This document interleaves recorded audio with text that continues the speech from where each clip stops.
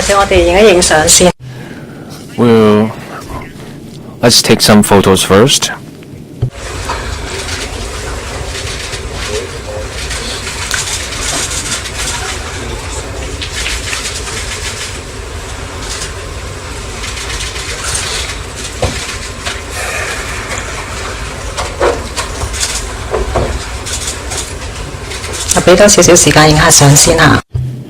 So let's take a couple more pictures.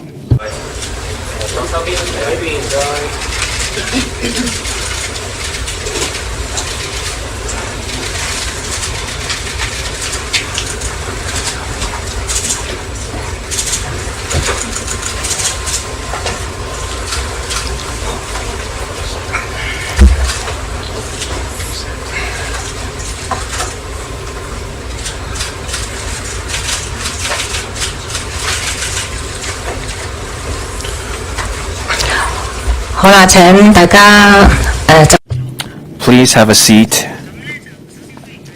Welcome to the press briefing today. This is on the interim report for the failure of the electronic poll register system for the 2023 District Council ordinary election. The speakers today are Justice David Locke, Chairman of the EAC, Mr. Bernard Mann, Professor Daniel Shek. Mr. Bernard Mann is also the Chairman of the Investigation Group on the failure of electronic poll register system. We also have Mr. Tony Wong, Government Chief Information Officer. From the police force, we have Ms. Kelly Cheng, who is the Chief Superintendent of Cybersecurity and Technology Crime Bureau. We also have Mr. Raymond Wong, Chief Electoral Officer, Registration and Electoral Office, and also Ms. Vanessa Yong, Head of Information Security, Technology Management, Registration and Electoral Office. The EAC Chairman and the IG Chairman will each deliver remarks, and then we will move on to a question and answer session. First, we'll hear from Justice David Locke. Friends of the media, members of the public, welcome to the press briefing today. We're here during this briefing to brief you on the failure of the electronic poll register system on the polling day of the 2023 District Council ordinary election. We'll now brief you on the findings. On December 10th last year, for most of the time, the EPR system was working smoothly. At around 7:30 or sometime after 7:30 p.m., there was a glitch.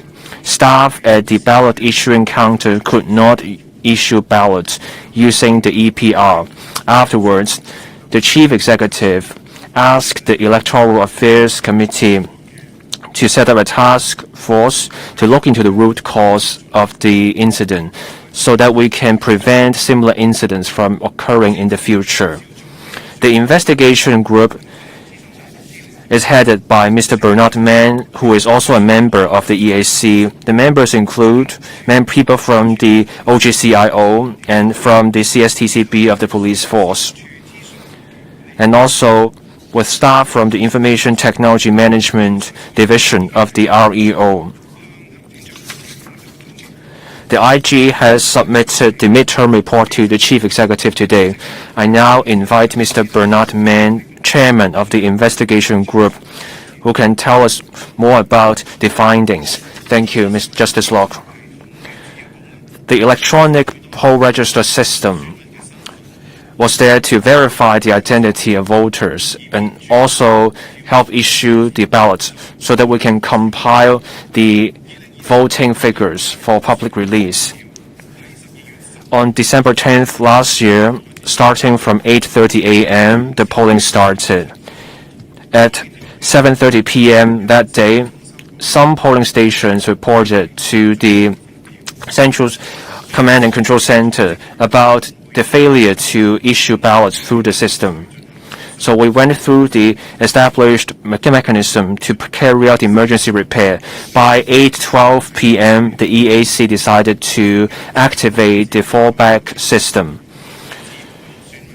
Polling stations were instructed to switch to the print form final register for issuing ballots. At 9:45 p.m., the EAC met the press and announced that the polling hours would be extended to midnight. Over the past 6 weeks, the IG held multiple meetings. We looked at the log of the server and other records. The IG looked at the procedures, processes, and also network data on that day. Based on this information, the IG ran simulations. We monitored the parameters of the system to look for the root cause of the system failure. The IG found that at the time of the incident, the cloud system was almost at capacity. The simulation also revealed that in 2 programs, the login system for electoral staff and also the program for extracting voting figures came with design flaws. Over time, the loading increased. This means as the polling went on, computational time got longer. Because of that, the system worked smoothly at first, but then by 7:37 p.m., roughly 11 hours into the polling, the central processing unit was overloaded and could not function properly. The IG ran the simulation and also found that the bottleneck was not found just in the CPU. The simulation found that the data was compared. We found that there was another program design issue, such that when the staff were logging in, sequential requests were queuing up, and the result was that this needlessly tied up resources in the server, especially the thread pool. The resources were shared with other programs, and this included ballot issuing. So when you had a bottleneck at the thread pool, ballot issuing could not happen. That's the main cause behind the failure to issue ballots. To assist the investigation, the IG invited the Hong Kong UST's 2 professors to provide professional advice to the investigation group. The 2 scholars concluded the simulation helped reconstruct what went wrong on the day, and they agreed with the approach we took. After the review, the investigation group found that the design issues came down to system alterations made to meet the operational needs of the district council election. But the technical team that made the system changes failed to fully consider the loading implications. So there was no sufficient and comprehensive loading test, and that led to the incident. On system security, given the importance of the EPR system, in the day-to-day management and of the system and the development, we have a 3-tier certification system. At Tier 1, the REO staff do the daily routine tests. At Tier 2, an independent contractor looks at the old and new systems.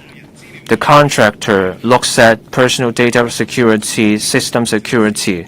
Assessments and tests are done. At Tier 3, we have experts from different sides. This includes OGCIO, universities, and other experts and scholars from the IT sector. There's a technical advisory panel. They look at system enhancements. They do a full assessment of the system to ensure the integrity and robustness of the system. The 3-tier certification system failed to work as intended.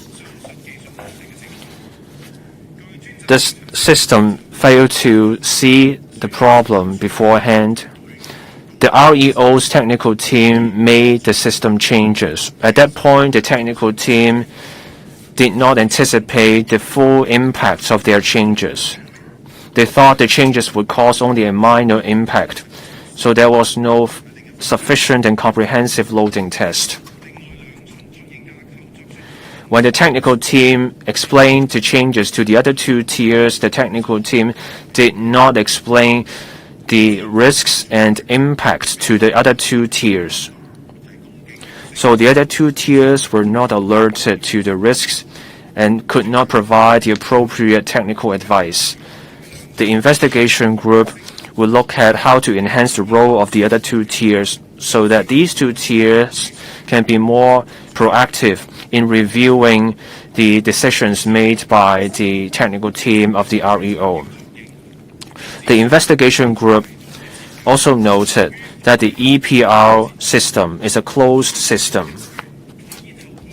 Electoral staff can log on to the EPR system through tablet computers provided by the REO. Any external persons or devices trying to access the system will be blocked by the firewall. So this is a safety setting. After the incident, we looked at the log of the firewall. We found no record of external devices attempting to access the EPR system, so we can rule out the possibility of an external attack. The police also carefully investigated the instructions and the design issues. There was no evidence of malicious sabotage or anyone trying to affect the running of the system. Based on these points, the investigation group concluded that the main cause for the system crash is that the technical team of the REO failed to fully consider the possible loading impact of the design changes, and therefore the technical team did not conduct sufficient and comprehensive load testing. When submitting the alterations to the other two tiers, the technical team did not adequately explain the impact of the changes. As a result, those two latter tiers could not fully grasp the possible consequences of those program design changes.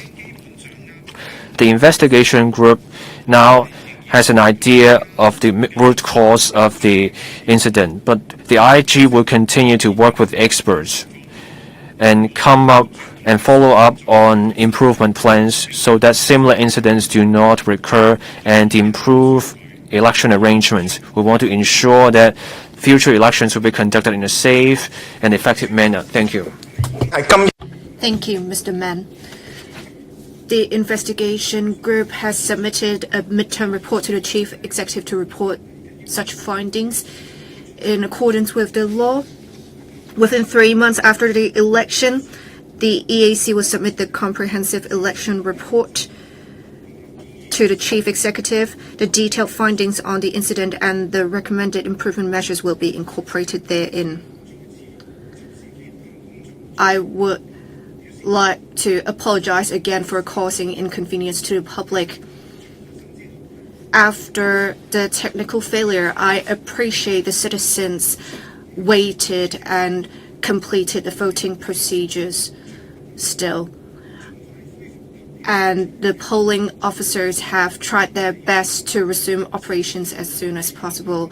We believe the incident will not affect the openness and fairness of the election. The EAC will continue to analyze the relevant failure and follow the recommendations of the report to be issued so as to ensure the smooth election in future. I would like to report on another issue. We found an error in the total voter turnout and voter turnout rate. The total voter turnout announced after the election was 1,193,193. The voter turnout rate was 27.54%. According to the post-election review conducted by the RAO, it was found that the actual voter turnout should be 1,195,331, an increase of 2,138. The voter turnout rate should be 27.59%, an increase of 0.05 percentage point. According to an EAC report, it was found that there was a mistake with this. The error was mainly due to the failure of the EPR system on the polling day, which activated the fallback mode for issuing ballot papers until the close of poll at midnight on the polling day. As the number of ballot papers issued during that period could not be counted by the EPR system, manual counting was needed, and the statistics faxed to the Statistics Information Center of the Central Command Center for consolidation. There were 4 polling stations near the boundary that had votes. Given the tight time constraints, the results would have to be published in a tight time frame. There was an error in the calculation by the electoral staff,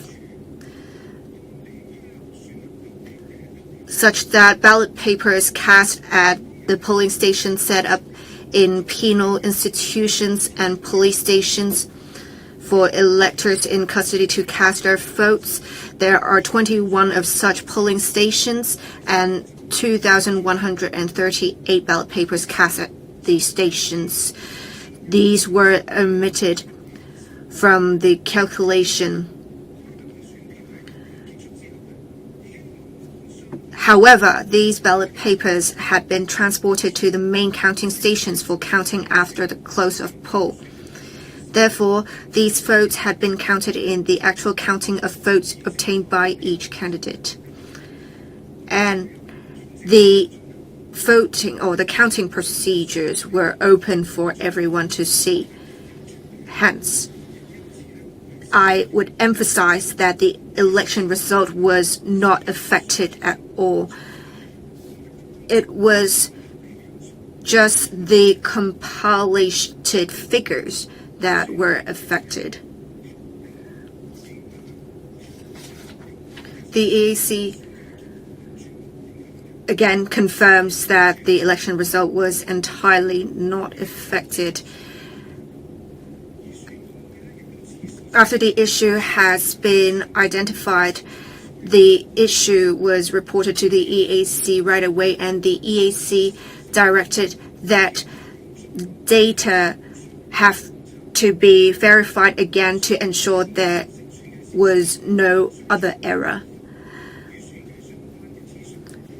The EAC will rationalize the electoral system and the technologies used, and to provide training to polling officers to ensure the accuracy of figures published in future. That's it for our reports today. I believe many friends of media will have questions, and we're more than willing to answer them. The floor is now open for questions. Please identify your media outlet before you put questions, and please limit yourself to 2 questions. At the front, the one in a gray pullover. I'm from Now TV News. The midterm report says there was a problem with the IT management division. Are there any staff members involved suspended from duties? If so, how many are suspended? There's a 3-tier certification system, but this system failed to see the problem coming. Does it point to the failure of the certification system? What will be done to improve the system? A question for Justice Locke. On the second day of the election, you said you would be fine if you were to be held accountable. But it turns out that someone failed to do the checking properly. So How do you expect to be held accountable? The first question will be addressed by Mr. Bernard Mann. Now, the findings of the midterm report. The main cause of this failure is that the technical team failed to see the impact on loading. The technical team failed to do enough load testing and failed to fully explain the alterations and the consequences to the other two tiers. This is the finding of the IG. The IG's job is to find the root cause, ascertain the fact, and recommend improvements to the system in the future. Now, the question about what will be done to improve the system, we will set those out in the final report. Now, on holding people to account, the IG is there to find the root cause, find the fact, and recommend improvement. On accountability issues, this will be handled by the administration under the established procedure. Now, has the three-tier certification system failed?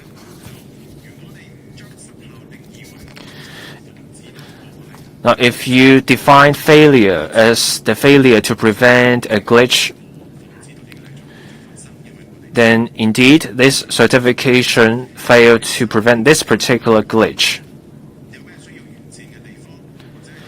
On ways to improve the three-tier certification and on ways of improvement, in our subsequent work, we will come up with recommendations so that hopefully we can prevent this kind of incident from recurring. So now it's my turn on accountability. On December 11th, in the morning, I met the media and answered a similar question.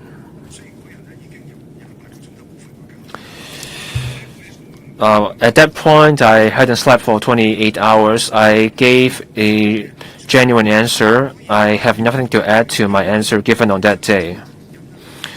The report here is about finding the root cause.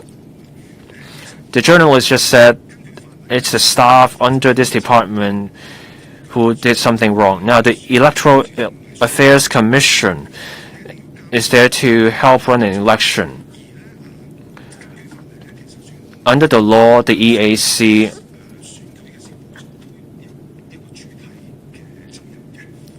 has the primary responsibility for any election, but this is not my department. We do supervise the staff to run elections. Next question. The reporter in white. I'm from Cable News.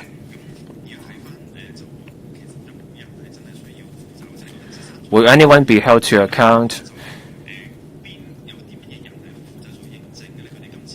Who will be tasked with the certification? Has anyone missed anything? Has anyone failed to do their job?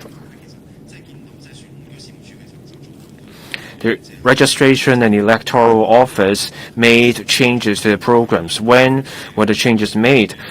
What was the REO trying to achieve with those changes? Was there not enough time to go through the three-tier certification? Or was there no such certification? Are you worried about potential election petitions, given that you are now announcing a different total voter turnout? Now, I will address the point about election petitions later. First, I invite Mr. Bernard Mann to take the question. Now, on accountability, the investigation group is there to find the facts, ascertain the root cause, and make recommendations. Accountability issues will be handled by the administration under the established mechanism. In my opening remarks, I explained the three-tier certification. Tier 1, that's the technical team at the REO. Tier 2, an independent contractor. Tier 3, experts from different sectors, OGCIO, universities, and also the IT sector. They have this technical advisory panel. The three-tier system did not see this glitch for a reason. As I explained, the reason is that the REO's technical team made the system changes. They did not assess the full impact of the changes, so they did not do sufficient and comprehensive load testing. And when the technical team explained the changes to the other two tiers, the other two tiers were not alerted to the full impact of the changes, so they did not provide the appropriate advice.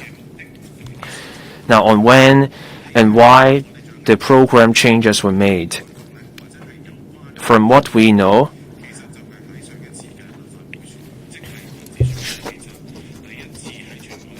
the changes were made after the last electoral election. The changes were made to meet the needs of the district council election. Those were enhancement changes. On why the glitch wasn't seen, the reason is something I've covered, so it's not about the time crunch. Can you tell us the other two tiers of the three-tier certification? The other two tiers simply go on the report from the technical team at the REO. So there is no requirement for the other two tiers to run a separate test. Is that the case? So does that mean there is a problem with the three-tier system? The REO's technical team decided to implement the enhancement measures. So the REO's technical team did the work at Tier 1. At Tier 2 and Tier 3, they don't do the work from scratch again. The other two tiers assess and test the work done by Tier 1. At Tier 3, they review and monitor the work.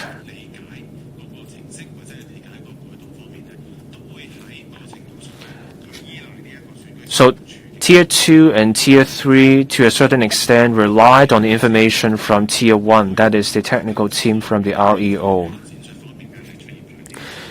So this time there was shortcoming in what Tier 1 told Tier 2 and Tier 3 on ways to prevent similar incidents from happening again. We will set out those measures in the recommendations in the final report to the Chief Executive. On part 2 of the question, I can give a definitive answer. I'm not worried about any election petitions. The counting was not affected. All votes were sent to the counting stations. The counting was done in an open manner with witnesses at the counting station. It was also filmed, so I'm not worried about the accuracy of the counting. The problem lies in the statistical compilation. We take a rigorous approach to the work. We don't just stop after the election, and we review our results to ensure reliable results. If we see anything wrong, we announce it to the public. The information will also be set out in the final report to the Chief Executive. That includes the polling count. It's an open process. I want to stress that this error in total voter turnout proves the need for an electronic poll register system. With an EPR, we can avoid errors from manual counting. This error in counting happened in the context of a time crunch, and there was much public attention to the voter turnout. The staff worked under immense stress. It's an understandable error. But most important of all, is that this error had no impact on the voting outcomes. The results came out that day. I'm grateful to the electoral staff for completing the work under immense stress on that day. Hello, I'm from RTHK. The changes were made specifically for the district council election. What changes were they specifically? I assume that changes were made to the system previously, but there were no such issues before. Second, in relation to accountability, who should be held accountable or which department should be held accountable? I'll let Mr. Bernard Mann answer that. Regarding the system design and details, the investigation group has tried to find out about the details, but we will not fully disclose such details so as to impact on the security of the system in future. I have spoken briefly about the changes in the design that caused the issue. Simply put, the login procedures and the retrieval of voting data. Such requests would increase the computing time as time goes. And that the sequential requests would queue up in the database and it would tie up resources in the thread pool.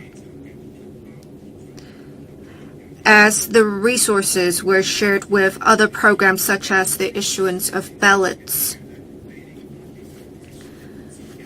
That's why the requests in the thread pool were affected by these other requests, thus causing the system to experience difficulty in issuing ballots. Regarding accountability, I have answered that question before. We are just trying to find out the root causes and implement the recommendations. We'll leave it to the administration to see who should be held accountable. Thank you. One sitting in the fourth row wearing a black jacket. Hi, I'm from Mingpao. You said that there are 3 levels of testing. One would be internal testing conducted by REO's Information Technology Management Division, and they did not fully consider the loading that might be induced to the system. Why didn't they fully consider the loading? Did they not follow the relevant guidelines? And in the testing procedures, were there any misconduct committed by the relevant officers? And when you mentioned that counting was not affected, why is it that the voting figures were wrong but the election results were not affected? Thank you. Regarding what kind of testing was performed, or at least the first level of testing conducted by REO's team, and that they did not identify the problem. Regarding the changes, REO's technical team considered the potential impact of the changes to be minor, and on this basis they did not conduct sufficient and comprehensive load testing. As for the specific impacts caused by each of the changes, whether these were foreseeable, these relate to the characteristics of a system, so they will not be disclosed to the public. as I said earlier, if I disclose such details, it may negatively impact on the security of the system in future. But I assure you, the investigation group has looked at the issue. The speaker did not turn on the microphone. When you said that there wasn't sufficient and comprehensive load testing, how many tests were done and what kind of testing was done? As I said earlier, they considered the potential impact to be minor, which is why sufficient and comprehensive load testing was not conducted. Well, I'll perhaps answer the second part of the question. Why is it that the figures of the designated polling stations were not included? It was simply so. They did not include it in the final voting figures. We have reviewed the procedures many times, and we have reviewed the figures. We confirmed that the system or the procedures were operating rightly.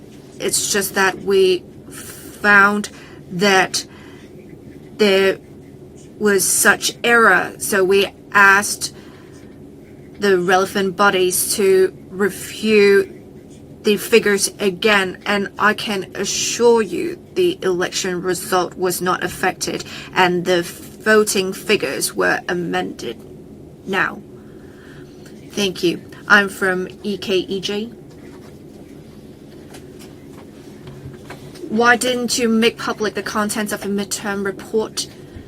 And regarding the final report, will it be made available to the public?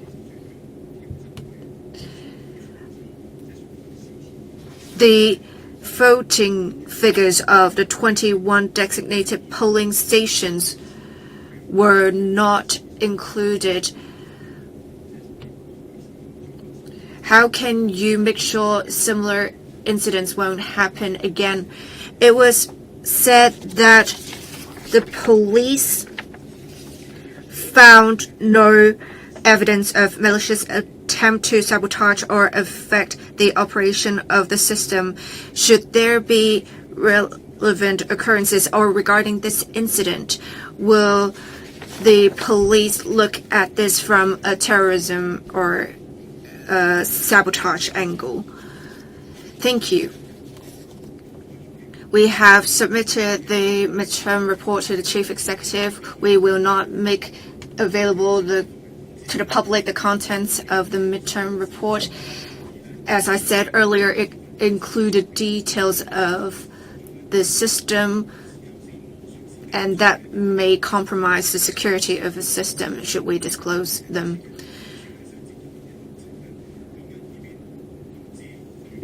Because the relevant processes and workflow of the system will be incorporated, we will not make such information available to the public. Offer to the police. Now, on this incident involving the EPR, the police force was notified by the EAC. We started a criminal investigation. The police looked carefully into the election procedure. We reviewed data information records in the system. We also reviewed the design and operation of the system. Our investigation shows this incident does not involve any cyber attack from the outside. No evidence shows there's any criminal element in the incident. So we don't see any criminal element in this case. On the last point about drills or rehearsals and training for polling staff, we take these matters very seriously. The success of an election hinges on the polling staff. That's why the Electoral Affairs Commission takes training seriously. What I show you here, this is the manual. It's a very bulky manual. there is information on the fallback plan.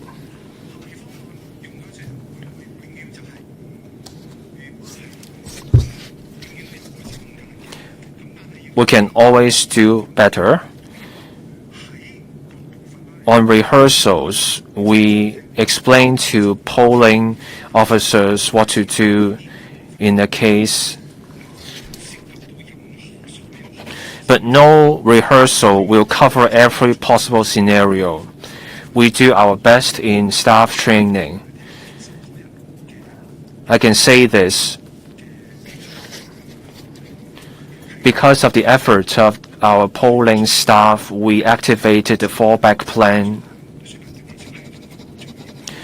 After the EPR failed, we minimized the impact of this failure because of the staff's effort. The reporter in green, I'm from Hong Kong 01. There were 2 program changes, and that caused the issue. Now and that's caused by people from the IT management division from the REO. We also have people from the OGCIO. Have the staff members underestimated the consequences of the program changes? Will those staff members be held to account? A question for Mr. Bernard Mann to address. In this incident, the 3-tier certification system did not prevent this incident from happening. When the changes to the programs were made, the technical team at the REO thought the changes were minor changes. So that led to what followed. That may not be the best judgment at that point, but on the accountability issues, accountability is beyond the scope of the investigation group's purview, and that would be left to the administration to handle. Speakers not using a microphone, apologies.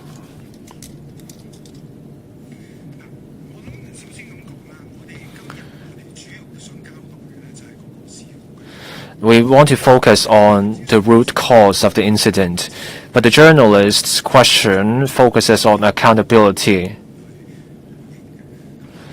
So we shouldn't be commenting on accountability here. We submit the report. We focus on the root cause. There will be follow-up actions. We will follow the established procedure in handling these matters. That's the appropriate approach. Now, there's the IT management division at the Registration and Electoral Office. The staff who made the program changes, can you tell us about their seniority? Were these staff members involved in the programming of the election systems?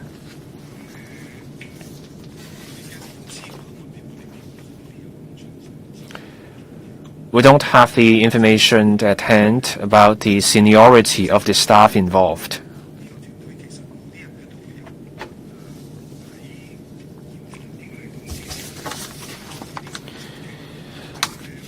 Before they took part in this system's work, they were involved in other work. This is a serious incident.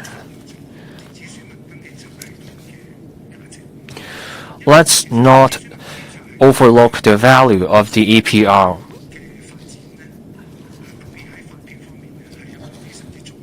The EPR is a key milestone in the issuing of ballots.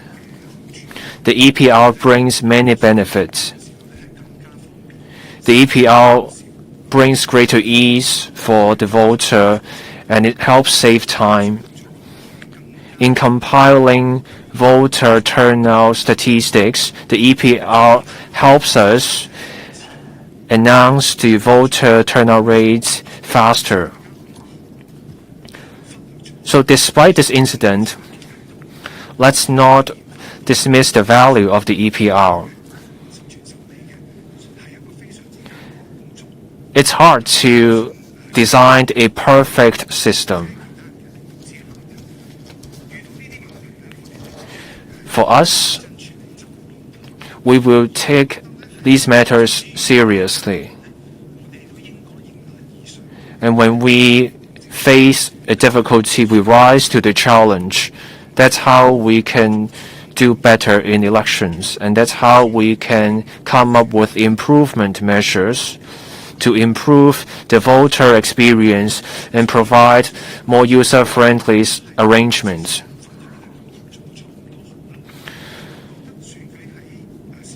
So despite this serious mistake, Hong Kong should not stop in using electronic systems in elections.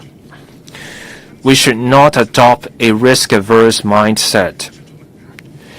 Something went wrong with changes to programs. If I continue to take charge of the EAC, I will continue to encourage my staff to find ways to improve voting experience. We shouldn't just give up on an electronic system because of what happened. That's how we can do better. Any other questions? I'm from Ming Pao. In 2021, when tenders were invited, the contract that won the tender was $4.44 million. So why is it that it would be the REO's technical team that has implemented design changes? And should people be held accountable for these potential misconduct? In 2021, the electoral election made use for the very first time the EPR system. The third party, that is the contractor, when developing the EPR system, was used in 2021's electoral election for the very first time. After the election, the REOs and the contractor's contract has ended, and after that, it was the REO's technical team who would be responsible for maintenance of the system and the running of the system afterwards.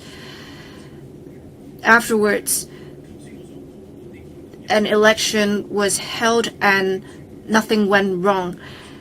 These design changes that I mentioned earlier were only made in response to the district council election, so the contractor would not have any part to play in this. As for what kind of judgment that was made by the relevant team, I've mentioned that before, and I will not repeat my answers. We'll take two more questions. Regarding REO and OGCIO, why is it that no sufficient or comprehensive load testing was done? Did they underestimate the potential impact, and why wasn't the two other tiers effective in monitoring the performance of the technical team? Thank you. I'll let Mr. Bernard Mann answer that. Thank you. And as I said earlier, the first level of testing, that is REO's IT management division, did not conduct sufficient load testing, and they did not adequately explain to the two other tiers the details of the alterations and the possible impacts. That's why the two other tiers were not alerted to the relevant issues and did not propose the appropriate recommendations. Last one, also from Mingpao. I want to ask that in 2021, when the EPR system was used in the electoral election, nothing went wrong when it was operated by the contractor. In future, will you consider letting contractors operate the system, because we have the REO staff operating it and we have issues. And would you consider that a contract for only one election would be inappropriate? Thank you. In relation to your first question, as I said earlier, in 2021, the system was working smoothly.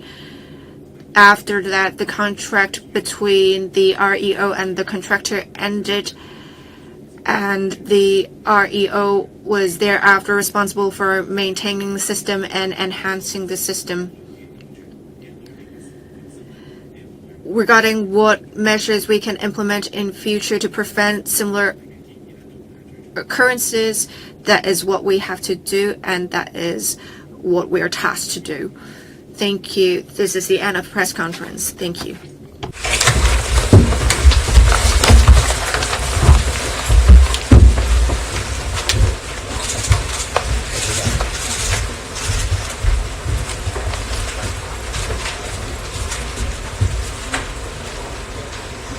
Okay,